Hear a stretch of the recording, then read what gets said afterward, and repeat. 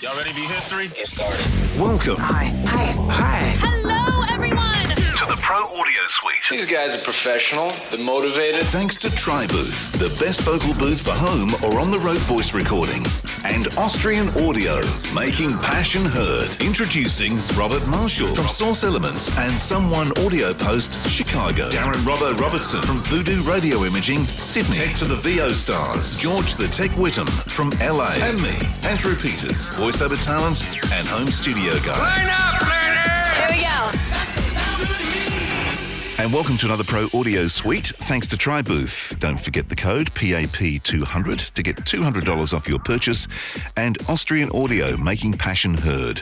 And speaking of Austrian Audio, we did a bit of a shootout, something I've been wanting to do for a while with the new OC16, which is their entry-level large diaphragm microphone, the OC18 and the OC818. And we shall discuss that. We shall. This is the OC16 running through the Grace M101. 1, 2, 3, 4, 5. This is the OC18 running through the Grace M101. 1, 2, 3, 4, 5. This is the OC818 running through the Grace M101. 1, 2, 3, 4, 5. Well, this is also the OC16 that I'm speaking on right now. Lovely. And this is the OC18 I'm speaking on right now. And this is the OC18 I'm speaking on right now. Oh, you're on the 818, aren't you? Oh, I'm sorry. I'm on the 818. I'm not yeah, on you're right. NTG5. You're fired. It's got to be the odd one out, don't you, Robert? We've got the whole range now, don't we? We have the 16 and 18, and I'm on the 818. The thing that strikes me about I should go get my OC8. You should. The pencil mic, yeah. Yeah, exactly. The thing that strikes me about that is sort of how this mic has that inherent brightness that we talk about in things like the NTG5 and the 41.6.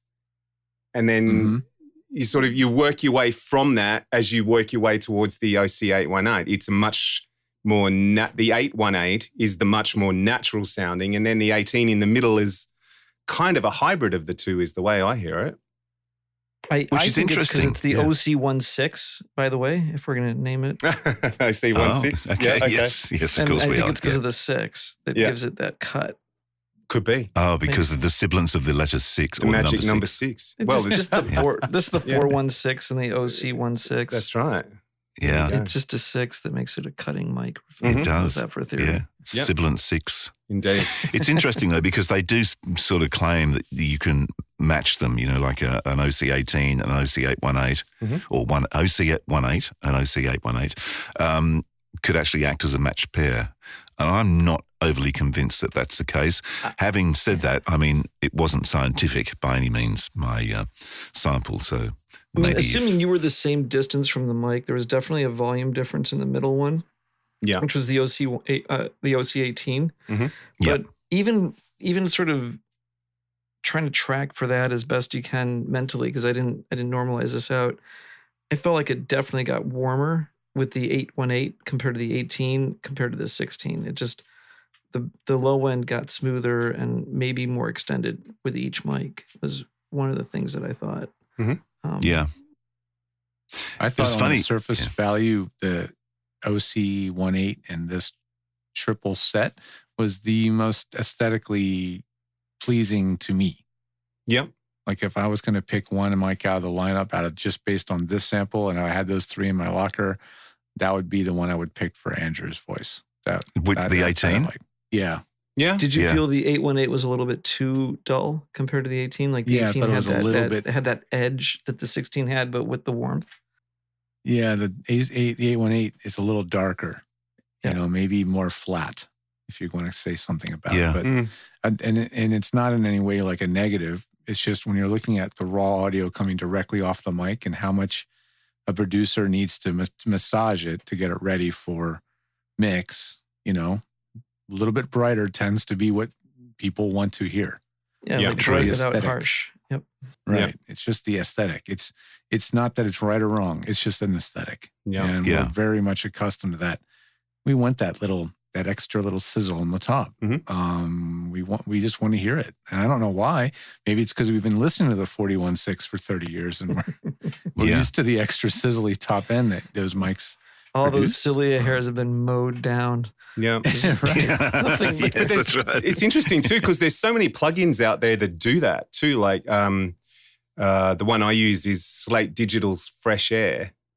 But there's a whole bunch along that same line that just sort of muck around in that high end and, add the air, the glass, air. all those plugins. Yeah. Yeah. The There's push a button bunch on the of SSL. I don't think it's Yeah. completely in Yes. the air. That I think there's a definite difference, not necessarily in the way top end, but just even in the general kind of mid-range. mid and upper High mid mids, brightness yeah. that the 16 and the 18 have compared to the 818. This one, that's the first thing that struck me because I only got this in the mail yesterday.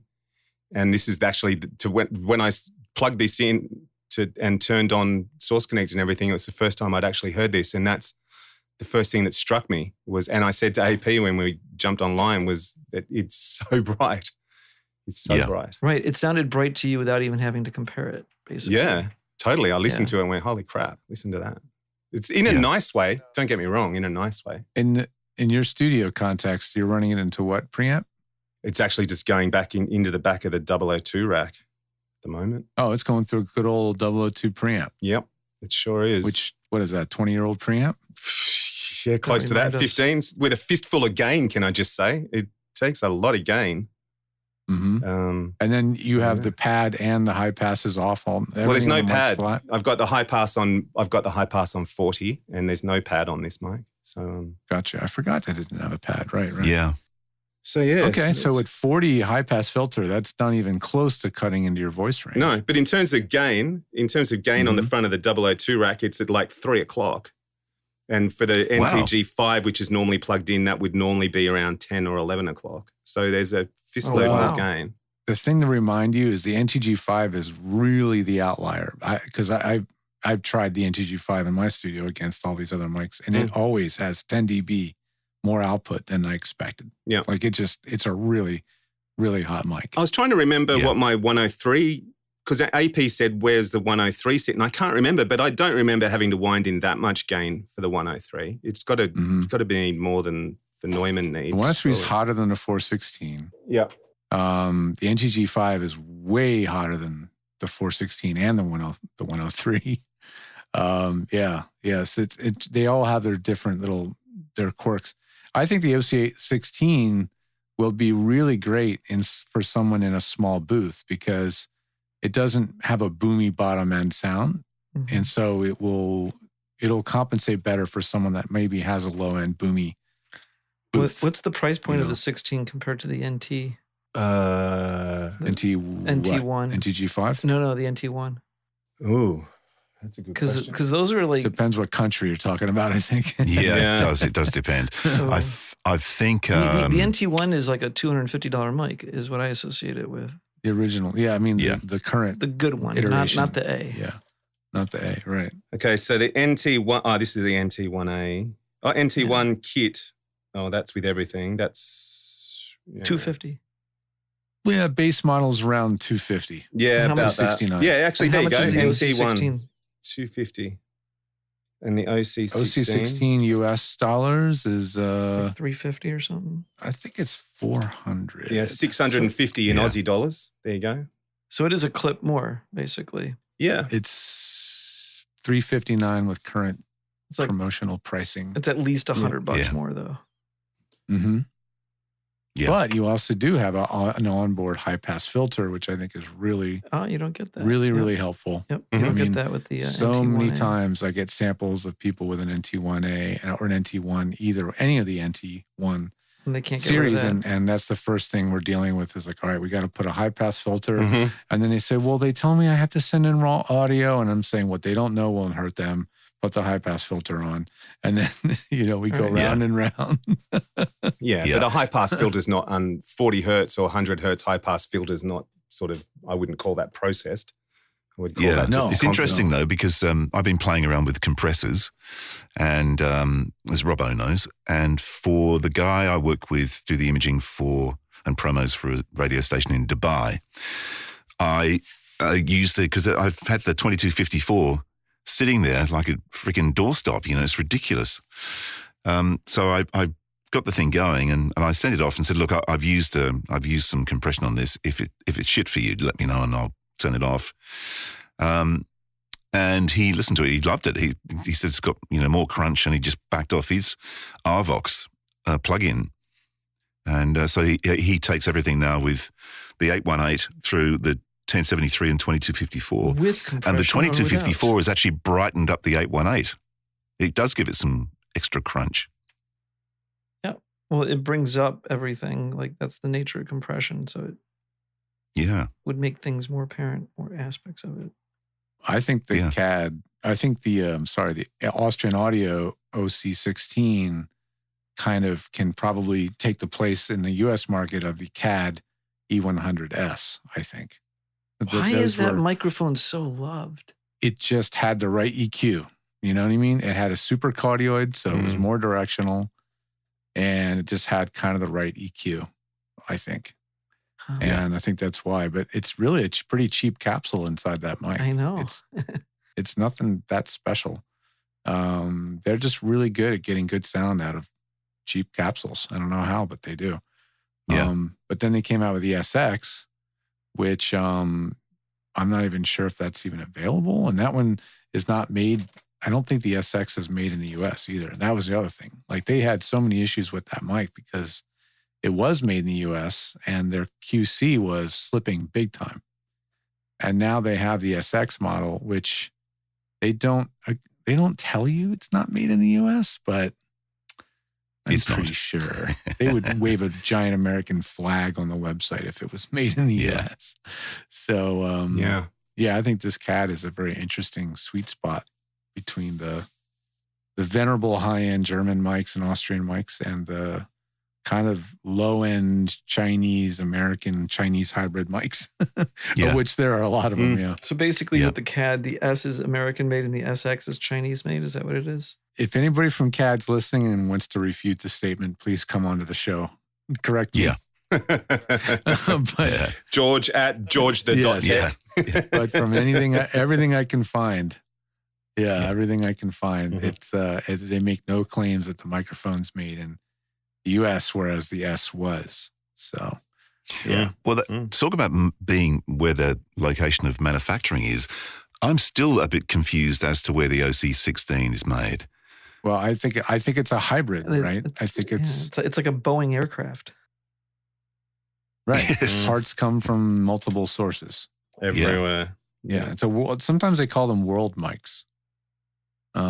Because, the capsule might be from here, the chassis might be from here, the circuit board is soldered by hand here. And I think those kind of mics are becoming more and more common as smaller manufacturers can go to a Chinese manufacturer that has a factory that bangs out beautiful, brass microphone bodies all day long. Yeah. And, so that's all probably going to change, though. Just saying, on the front of the CAD, it says USA series. On the just the S version, it says USA series. Right. What is that saying? What they're pointing out is that it is a USA made mic. Yeah. And the SX is not. They don't say, and they don't want to call attention to the fact that it isn't. They just deny. They just don't mention that it is. Yeah. Guilt through admission or omission, if you want to call it that. But anyway, I don't even know if it's fair to bring this mic into the mix. They just have this. They just both have that quirky shape. Yep. That rectangular head basket, and this certain price point, and this certain sound. A pad and a filter. They both have that. Yeah. Do they both I feel have like a filter? they have a lot of similarities. Yeah. Mm-hmm. The 16 has a pad and a filter, or just a filter? Yeah. It has both, pad and a filter, yeah. But it only has a single frequency setting, whereas the 16 has multiple. Oh. Sorry, the Ecotech CAD has one setting. It's an on or off. And the 16 has a much more useful. I would say settings. that the diaphragm on the Austrian Audio is much bigger than the CAD. The CAD's when you look at the diaphragm, it's almost like borderline big, small diaphragm mic. It's a medium-sized capsule. Yeah. Exactly. No, yeah, the OC16 is a different class. It's like a full 1 inch. Yeah. Yeah. Mm-hmm. I would say maybe the Audio-Technica 4040. How about that as a comparison? Is a good comparison. It's a cardioid only. Doesn't the 4040 have pad and filter? Uh-huh. Yeah. The diaphragm's not as big. And it's not in any way it's not in any way really, fantastic mic. It's just a very good mic. Mm-hmm. The 4050 is a fantastic mic. Well, I think the 4040 is basically like a fixed pattern 4050. Yeah, and I think that goes to show, like in this test, we're comparing this 18 and the 818, right? And they, for all intents and purposes, they should sound the same. Yeah. But they don't. And that's what's interesting. Like, just because they have the same electronics, same capsule, everything, there is something different about having those dual capsules, even when one capsule is literally turned off. Like in a cardioid pattern mode, the back capsule is just off. Am I right about that, or am I confused? I don't know. There's different ways to make cardioid, because you could use one as an omni and the other one as a like one way to make cardioid is to overlap a figure eight and an omni. And and when you, like, if the omni is plus and the figure eight is plus, then the minus side of the figure eight gets sliced out, and then you literally kind of start to see that cardioid pattern. So I'm not sure how they do it exactly, but one way might be to completely just turn it off and rely on whatever acoustic isolation there is, instead of like phasing out and adding diaphragms together and whatnot. So yeah. I've always understood that a cardioid pattern mode on a multi-pattern mic is the rear pattern is off, and it creates the necessary backplane or whatever to create that node. That's my understanding of how most of them work. I think there's multiple methods, basically. Yeah. It was funny with the test we did, though, I must admit, and the initial reaction I got was when I played it to Robbo, I sent him the file and we both listened to it at the same time. And, I was thinking about like radio imaging, promos, even commercials. I actually liked the 16 because it had that cut. I thought if that was your main job in voiceover, then the 16 would be perfect. Maybe on a male voice for sure. Maybe not so much on a female voice that has a tendency to be overly bright. Some, not to generalize, but I mean, we listen to thousands of voices, so we can kind of generalize and say some women's voices tend to have a tendency towards that sibilant pattern or sibilant range. And so just like the NT1A was awful on a lot of women's voices because of that peakiness in the sibilance range. The OC16 may not be great on all women's voices. So that would be, so that just like it's a pro for some, it's a con for others. Yeah. But I'd say it's not wrong to generally say it's a pro, because we generally want a little bit of brightness. We almost always add some top end. Yeah. Like, Robert, when do you not add top end to a voice track? When it's annoying. Like you're like bringing stuff up and you're making it right up to the edge, and you're trying to, I mean, depends on what you're going for and what the mood is and everything, but often it's like, if you have a really, really busy mix and you're trying to take energy out of it and you need clarity, you're going to be brightening stuff. And making room in that area, you're going to be, maybe part of brightening is actually pulling those same frequencies back and something else. But it is a fight for that mid-range, essentially. Yeah. I think you're right. Every mic complements a person in a different way. And it's also the booth that works with the whole system. But I can see this working for someone that is needing something that sounds a little bit more processed and just ready to go, and might not be the fine. Like, I do think the 818 has a very smooth and nice quality to it that I think that it's easy probably to give that edge to the 818, once the 16 has this kind of brightness imparted in it, it's kind of hard to take it away without still having the, it's hard to know exactly what it put in there to bring it up and what the differences are. You know what I mean? I bet if you put the 41.6 and the OC16 side by side and got the mic proximity right, because that's the key too, right? They have different proximity effects. But if you were to be in the right sweet spot on both mics, I bet they would sound pretty similar. Yep. Yeah. Just like the NT1 sounded so 416 like, and we were all floored about that. Right. Yeah. But if you got up really close, the large diaphragm cardioid mic is going to get way boomier and warmer. But the 41.6 would not necessarily have that same behavior. The hypercardioid pattern of a 416 it'll have a lot of proximity to it. Well, it does, but it's different because it's a what do you call it's interference it? tube.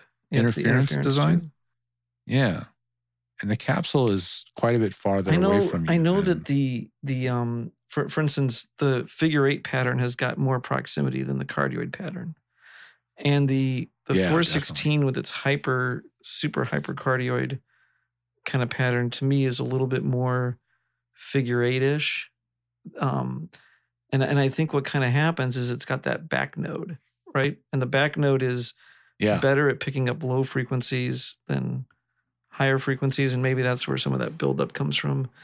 But I don't associate a 416 with a mic that does not have a proximity effect. I think it's very much a mic that you can play and step into, and I think that's actually why some talent are able to use it so effectively. You can play to the mic. You can get right into it and get detailed. Yeah. Interesting. Well, I heard a guy reviewing or watched a YouTube channel, and a guy was discussing the U87 because it's a love-hate mic. Some people say it's just, they don't like it. It's overpriced. Well, some say it's pretty good at everything and it's not great at anything. Or some dumb statement, some terrible statement, like It was kind really, of like that, really but, unkind statement. Yeah, it like his conclusion was it does most things well, right, but it doesn't do anything brilliantly. I think of it as a mic that doesn't necessarily bring anything or take anything away, but it's not a mic that you can't just you don't always just use it as it is. You're often seemingly processing a U87. To me, it comes off as a dark mic, for example. And it's got a really weird mid-rangey honky thing going on as well. And which is funny because, it's industry standard, so they say. But in Australia, it's a really dumb mic because our accent has a mid-range honk. And it's emphasized by U87. It's crazy. This is the last thing you want with an Aussie accent. So there's people in Chicago shouldn't use the the 87 either. Chicago. Yeah, you've got a similar thing, haven't you? Yeah. Yep. Yeah, it is the same. It's the same sort of that tone. That noise is an Australian and Chicago thing. Interesting. But so based on that, I think if you can afford it, the 818 is probably. I think for a lot of VO people, the 818 might be smoother and more flexible, but the 16 is going to work extremely well for a lot of things. Well, I'm looking at the frequency plot of the 16, the OC16, and it's an unusual one because it has two different peaks. So it gently slopes up from 2,000, and then it has a little peak at about 6,000. Or maybe and then it dips back down, right back down to 0 at that critical, that not even the shush, but so around 6K or something? Sibilance range. Yeah, around 6 to 8K, it dips back down again. And that's almost exactly where I put the dip on a lot of people's audio. It's harsh. Because a lot of mics are just too sensitive. Yeah, and then so I put that dip, and then the mic rises back up. So it has a high shelf almost. It doesn't really truly have a high shelf because it rolls off after that. But I mean, it goes up to about 5 dB at 12K. Are ears matching? So it has that airiness. When you look at the 818 frequency plot, do our ears match our words? We said that the 818 seems smoother and has a little bit more low end, or maybe not as much high end. Is that what you see in the frequency plot? Yeah, definitely. Like if I look at the OC 818 chart instead, so let's put it in cardioid. Okay, it's very similar. I mean, it's a very similar pattern, which is interesting because it doesn't sound totally similar. The 818 has a little bit of a rise, just like the other one. It starts a little bit higher, so it doesn't start till maybe 3K, and then it goes up to about 6K, and then it dips down below the 0 dB line a little bit. Then it rises up again at 12K, and then it dives off. So they're not terribly different. They don't look as different as they sounded to us. But they don't look as different as they sound. I'm blaming Andrew's completely unscientific methods. So am I. Me too.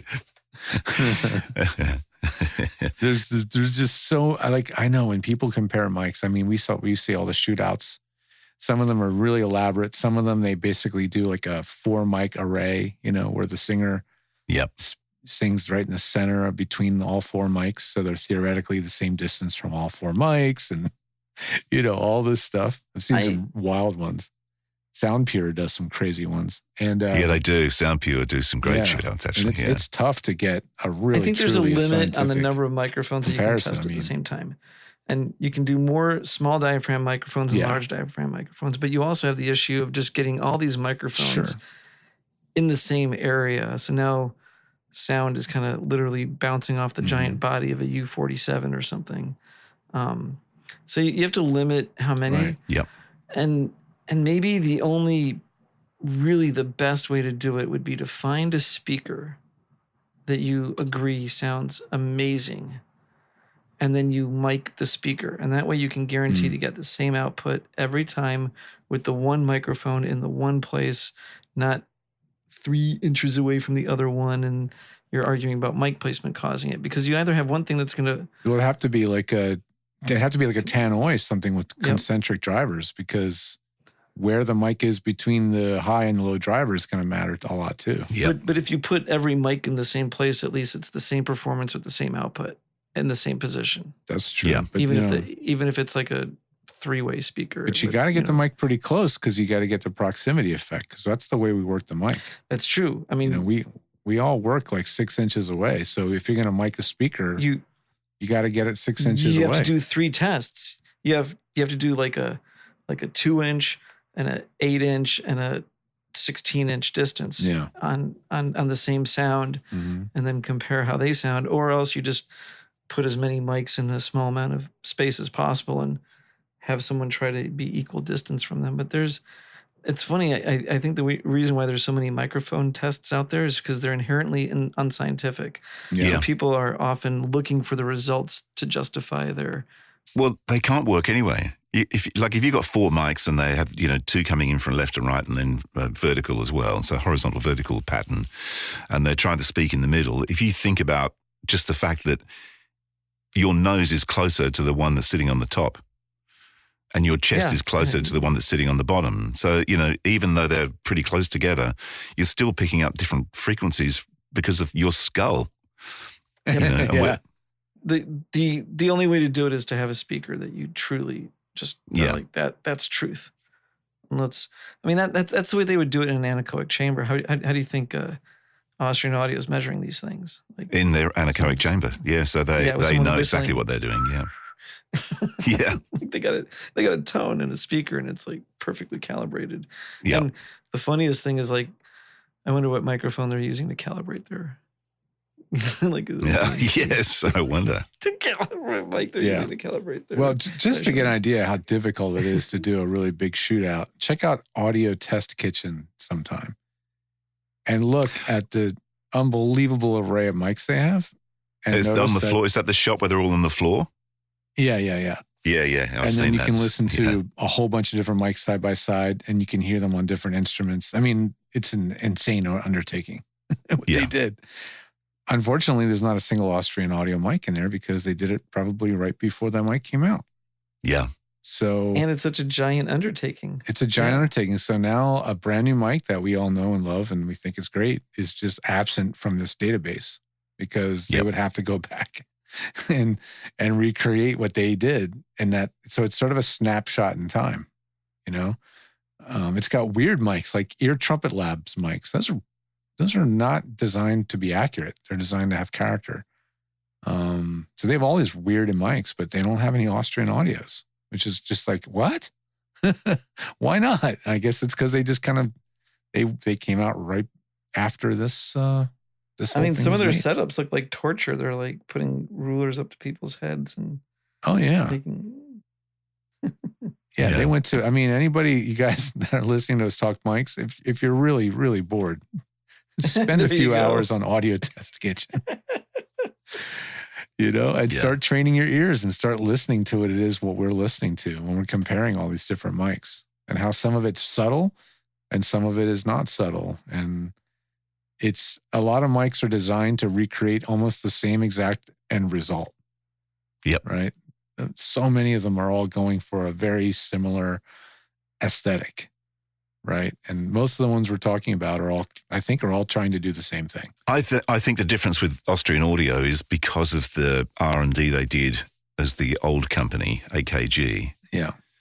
And what they were trying to achieve at AKG when the factory closed. And they took that R&D with them. Because they were just trying to recreate the C12 capsule, which they call the CK12R or something, don't they? Mm-hmm. Or CR12 or whatever that Austrian Audio are calling it. But that was their goal. And I think based on, you know, us playing around a few weeks ago with 414 EBs and stuff, they've just done a modern take and they've done a fantastic take on that mic. Yeah. Yeah. I mean, we all agree it's a great mic. It's when you put any great mic up against an even mediocre mic, the mediocre mic will have something different, which might catch your ear. You know, you might go, ooh. Yeah. But a great mic, it's always going to be a great mic, no matter what you put it up There's against. also a thing about like new mics every now and then. For instance, I definitely got this with the NTG5. Like when I first heard it, you're like, ooh, a new sound. Right. And then you start to get to know what that new sound really means and how much of that is good or bad for what your goals are. And I think with a really high quality mic, it has the aspect of you always come back to it or something. Yeah, you do.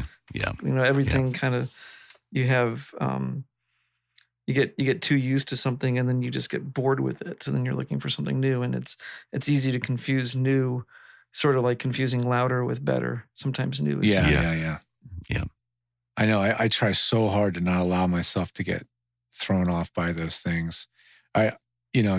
Twisted Wave, one of its little fun hidden features is you can take, let's say someone sends you 3 or 4 or 5 samples, and I do a service on my website I call Mic Check, and I say just send me samples of like all the mics you got and all the different patterns, right? Just send them all to me. Then I can drop them in a Twisted Wave like en masse. I can drag and drop 7 waves, right? Twisted Wave will then prompt me and say, do you want me to load these all into one single track and separate them all with markers for you? And you say yes, right? So boom, now everything's in one thing with markers separating them. Then you can hit normalize and say, normalize all of these individual clips to minus 23 dB RMS or LUFS. And you have a checkbox saying, yeah, look at each clip as an individual file, not as one long file. So it's instant. It's just automatic. I drag, drop, hit normalize, choose the option, hit amp, and done. Everything's matched. And it's such a cool thing. I don't know if there's an equivalent to do that in Pro Tools, but I certainly love that. It makes it really easy for me to get them matched. Pro Tools will ask you if you want to put them in order one after the other. And then you can highlight them all and do normalize, and there's an RMS normalize. And it can it'll normalize them as a team. No, you have an option to go clip by clip or make a whole new. You can decide how it does it. Oh, cool. Okay, it's the same idea. Yeah. It makes it really easy when you're matching files to make sure you really are matching them to the same volume. I mean, I should make sure that's the behavior, but you definitely have the option because in Pro Tools, once you normalize it, the question is, do you get one massive file or 10 different files? Right. Mm-hmm. But I'm pretty sure that's part of the analysis. Well, going back to in a cardioid mic, does the rear capsule stay active or turn off? And I remember now looking at the different polar patterns on the physical mic. What they did with Austrian Audio, just because they're clever, is in the cardioid pattern, they don't show you a cardioid shape. They show you a figure 8 shape, but the back of it is black. So what they're saying is, yes, it's just the front capsule and the back capsule is off. And that's what they're symbolizing with the icon. Okay. Yeah. Yeah, and I've never seen a mic company do that. It's actually not even a figure 8 pattern. It's just literally 2 cardioid patterns, one on top of each other. And then the bottom one is black or dark, meaning it's off. So that's their way of saying, yeah, we just turn off the rear capsule. Yeah. I remember that now, having talked to them about it. Yeah. Yeah, so the way the 2 capsules interact with each other, the way a single capsule cardioid mic it has to have some kind of a backplane, but how it does it definitely is going to change the way we hear the mic. Yeah. I remember looking at handheld dynamic mics and being endlessly perplexed when I was learning about mics. How I have an EV, what's it called? It's the classic reporter mic. 635. Yeah, I have one of those, right? It's an Omni. And it has a grill right in the front, and then the entire back of the capsule from the grill to the handle is metal. Correct, right? and that makes it an Omni. No vents, nothing. It makes it an right, Omni. But you would think that because the whole back is closed, it would be cardioid, right? But there's no pressure difference. Not how mics. Right. Right, that's not how mics work. So when you have a mic that's cardioid, you actually need a vent in the back. Correct. For that cancellation to happen. So when you're looking at them if you didn't know anything about mics, I mean, if you didn't understand and you were just thinking logically, you might think it was the Omni mic has the holes in the back. Doesn't have to have a place, doesn't have to have a way to pick up sound from the rear if it's an Omni.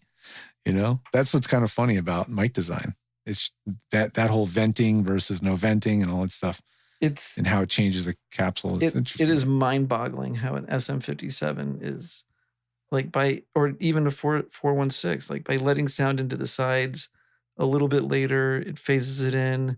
Somehow it's done so that it doesn't really skew the frequency response so bad, but we know there is a skew in the frequency response. That's the whole off pattern, It's the unidyne. Yeah, unidirectional. They patented it. Isn't that like a patent thing? The whole unidyne thing? That is, but other microphones use venting on the sides to get their polar pattern. But I'm thinking Shure may have been the first one to do that with a dynamic mic. I think they were because they first tried to get a cardioid mic out of the gas pedal ribbon mic. They tried to make that one a cardioid. So on the back of it, playing with the back, I don't know. The gas pedal looks like a big metal flat gas pedal. Isn't that why it was called that? Yeah, it looks like an accelerator pedal. It's just like this flat looking. Yeah. It has like very 1930s Art Deco looking sort of grill to it, and it was one of the first mics to be a ribbon, but try to do multi-pattern. And I think the Altec Birdcage tried the same thing, and they were doing acoustic baffles on the back of the ribbon. Right. It physically was opening and closing vents or something, right? Exactly. But I'd love to find it. I've been Googling it here and I can't find exactly. I'm pretty sure that there's 2 ways to get polar patterns out of large diaphragm mics. And sometimes it's literally adding the 2 diaphragms together or adding them out of phase or in phase. And other times it's just, here's all of the front diaphragm and somehow acoustically it's, because that implies that the Omni pattern is just 2 cardioids, like two naturally directional microphones back to back. Yeah, that's what it is. I believe that there's a possibility that in some large diaphragm condenser microphones, the Omni pattern is the single diaphragm configuration. Yeah, maybe.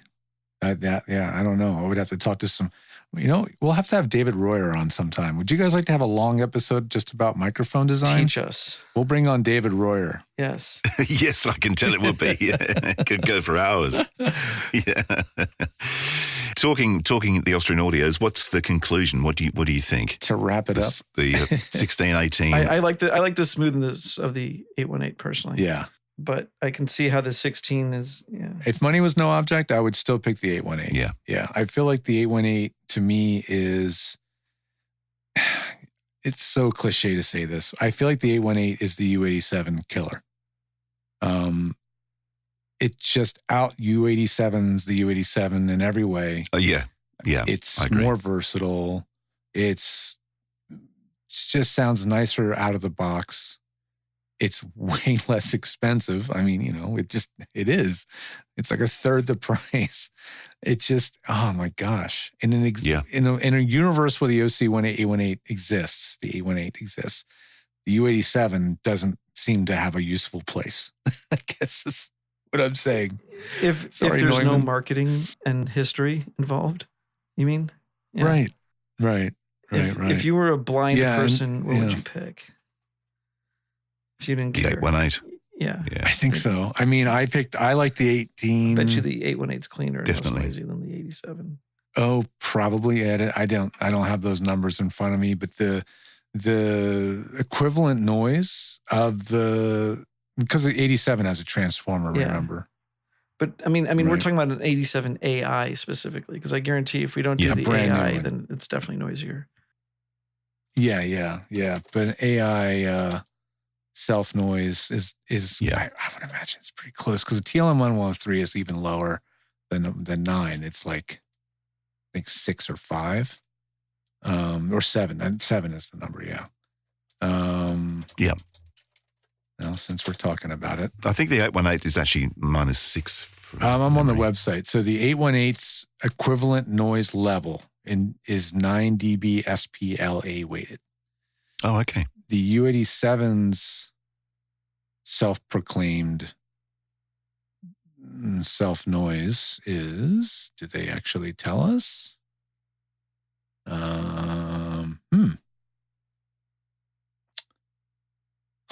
Data. How do we go to data? Interesting. I can't load the data. I can't load it. You cannot. I can't tell you. Oh, I have to click the accept all button at the bottom for the stupid cookies. Okay, there we go. That's what it is. Okay, self noise. What I'm seeing for the U87 AI is 12 dB. So the 818's quieter. It had to be. I'm seeing much higher. In cardioid, I'm seeing. Did you say 12? 12 is what I'm seeing. For cardioid, yes. And the 818 in cardioid is 12. What? Is 9? Is that cardioid or is that omni? So, okay. Cardioid. So it's, that's real, The lowest number is always going to be the cardioid, because that's with one capsule. We think. Yeah. Right? Yeah, there's less in the circuit and there's less preamps going on. Yeah. Or, with U87, they actually bother to give you the 3 different measurements. Mm-hmm. So Omni's 15, Cardioid's 12, Figure 8 is 14. That's fascinating. But they're all higher than the OC818. Yeah. So if you're really worried about noise, I have people with 41.6s and they go, geez, I never really noticed that this mic is that noisy. I'm like, well, yeah. It's not terribly noisy, but it's roughly twice as noisy as a TLM. One of the reasons why a large diaphragm mic is preferable over a small diaphragm is because it's easier to make a large diaphragm mic quieter. You basically have more signal, more collector to noise ratio. So the small diaphragm mics can be more accurate, but they are more noisy. Large diaphragms are technically less accurate, but they're quieter. And there's one of the teeter-totters of a gigantic multi-teeter-totter system when you're designing a mic and all the pluses and minuses of, If you want to look at a company that's gone all in on small diaphragm, look at Earthworks and take a look at their mics. They've gone all in. Even their broadcaster mics, and they have some really cool ones, are still using their small diaphragm capsule design. And I got a pair. I got a pair of their Omnis, and I got to say, drum overheads, great. Mouse farting, not so great. It just depends on what you're doing with them. Yeah. They definitely get it done, and because Earthworks really has an ultra small diaphragm, even smaller than say what a B&K does. Very small. Yeah. Yeah, no, they have interesting science behind their mics. What is the what does Neumann's posted, graph look like compared to the 818 in terms? I bet you Neumann does not have that dip at 8K. Right. No, it doesn't. In fact, it's really more of a mid-range rise, and then it slopes off at the top. It does not have that nuanced that airy EQ of the. Yeah, it's not as nuanced. It's a flatter sound. I mean, my understanding was the U87 was typically and very, very commonly used as orchestra mics. Yeah, I mean the M50. The M50 is your classic orchestra mic. That's the Decatree that you see. Those are Omnis. Right. Right. But the 87, I believe, was more often used as a.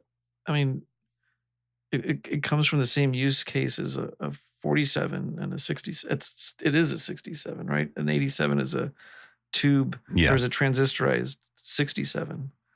And I think the capsule changed only in that they had to make the distance between the plates smaller because they were dealing with less voltage than the tube.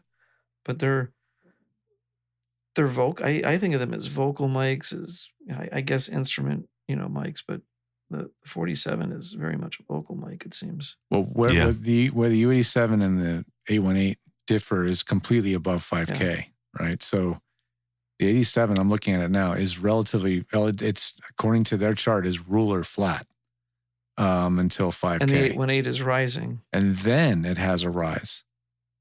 That rises up to about 8K. About 8K is where the 818, it's dipping. So at the top end, the two mics have almost a mirror image of each other in terms of response. It's actually, they're very different. So that's interesting. Yeah. And then if you go to that's cardioid. Now, if you look at the figure 8, the rise on the U87 is much more subtle, way more. It has a little tiny rise around 5K. And this is why I love figure 8 on women's voices on the U87. Like I think it sounds so much more smooth and full. And it also gets rid of that booth honkiness, that mid-range ring. If you point it in the right way. Yeah. If you point it in the right way. Yeah. If as long as it's pointing in the right direction. It just has that wonderful side rejection. Yeah.